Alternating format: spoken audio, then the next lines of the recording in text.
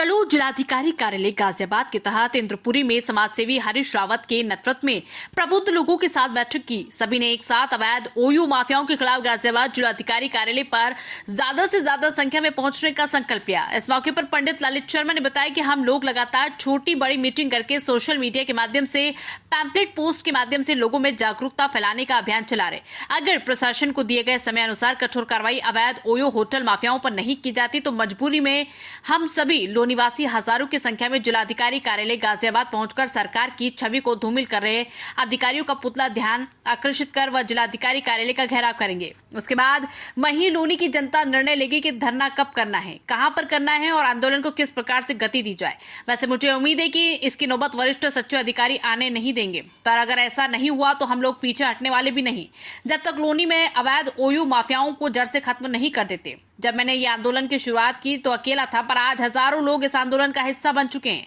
लोनी की जनता में दिन प्रतिदिन इन अवैध ओयो होटल माफियाओं के खिलाफ आक्रोश बढ़ता जा रहा है। हमारे पास पुख्ता सबूत है कि लोनी में सभी अवैध ओयो होटल एवं गेस्ट हाउस फर्जी परमिशनों के आधार पर चलाए जा रहे हैं। आरटीआई के माध्यम से भी मेरे पास जवाब आ चुके हैं, जवाब भी चौंकाने वाले हैं। जहां डिजिटल युग में अभी तक अधिकारी अपने विभागों से जवाब नहीं मांगा पाए, वहां हमारे पास सब विभागों के जवाब आरटीआई के माध्यम से आ चुके हैं। कोई बचने वाला नहीं। सच्चाई की लड़ाई में देर हो सकती है पर जीत निश्चित होगी।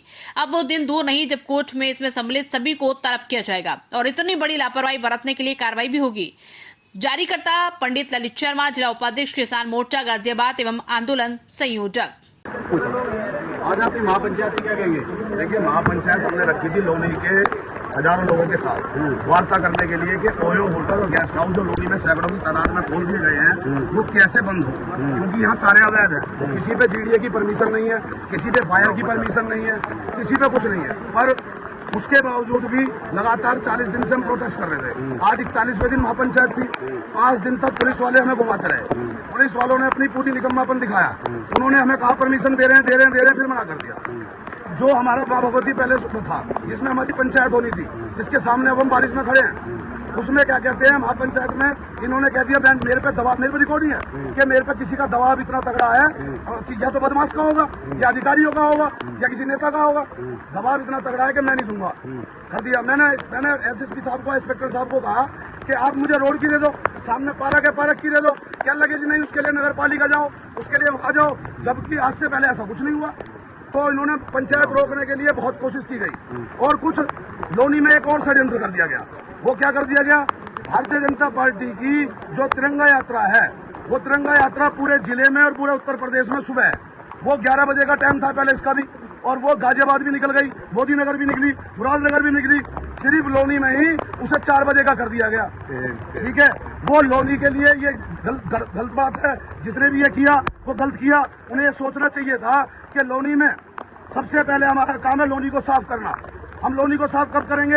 सबसे बड़ी गंदगी क्या है? जो इन होटलों में वैश्यावृत्ति होती है। दिन में यहाँ बच्चे जाते हैं बिगर आईडीओ के, उन्हें ले लिया जाता है और 399, 499, 599 के तमाम बोर्ड लगा रखे हैं और उनमें 1-1 घंटे के लिए कमरा देते हैं। एसीपी अंकुर बिहार की मेरे पास रिकॉर्डिंग है। वो कह रहे हैं उसमें कि मैंने इनके भैया रजिस्टर चेक किए, आज तक कोई फैमिली नहीं रुकी और इसमें जो रुकने वालों की संख्या है वो एक ही कमरे में 10 घंटे में 10 की है। यानी कि एक कमरा कोई 30 मिनट के लिए उठता है, कोई 35 मिनट के लिए उठता है, कोई 40 मिनट के लिए उठता है। ललित जी, सरकार आपकी है, विधायक आपके हैं, सांसद आपके हैं, मुख्यमंत्री आपके हैं, प्रधानमंत्री आपके हैं, ऐसे में आपको प्रोटेस्ट करना पड़ रहा है। देखिए, मैंने अपने माननीय विधायक जी ने 2022 में इसके लिए चिट्ठी लिखी थी। शुभांगी शुक्ला जो है एसडीएम थी, उन्होंने यहाँ बहुत बड़ी कार्रवाई की थी, बंद हुए। फिर पता नहीं क्या हुआ, 2022 में ये थे करीबन 23 या 24 और आज ये 104 हो गए, पर अभी तक कोई भी इसके लिए नहीं बोल रहा। मैंने माननीय सांसद जी को भी दिया था, मैंने डीएम साहब को भी दिया, मैंने कमिश्नर साहब को भी दिया।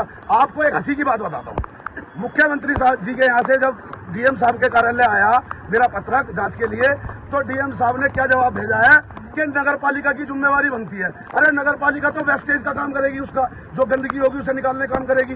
नगर पालिका कोई जीडीए की बिल्डिंग को अप्रूव थोड़ी ना करेगी। जीडीए तो नक्शा बना के देगा उसका कि उसमें पार्किंग है या नहीं है, उसके मानक तो जीडीए तय करेगा। जीडीए क्यों फिर जीडीए विभाग रखा गया है? तो एक डीएम साहब का जन सुविधा पे ये बयान देना आदेश पे उनके कि नगर पालिका का विषय है, ये बहुत ही शर्मसार करने वाला है। हकीकत में क्या है? सरकार हमारी है, हमारे नेता ईमानदार हैं, पर हमारे नेताओं को और हमारे सरकार के जो माननीय मुख्यमंत्री जी हैं, जो मंत्री हैं, ये अधिकारियों ने भ्रमा रहे हैं। उन्हें भ्रमित कर देते हैं। इन अधिकारियों की वजह से ही हम लोगों की सीट कम हुई, नहीं तो पार्टी ने राम मंदिर का वो काम, चाहे काशी विश्वनाथ का कॉरिडोर हो, चाहे फ्री में राशन बांटना हो, चाहे मैं लोनी विधानसभा की बात करूं, डिग्री कॉलेज दिया, लोनी विधानसभा में आपका सरकारी हॉस्पिटल बना, लोनी विधानसभा में आपके 200 करोड़ से विद्युत का काम हुआ, लोनी विधानसभा में फ्लाईओवर बना, काम बहुत हुए। पर जो अधिकारी हैं वो अधिकारी कामों में भी लेट करते हैं।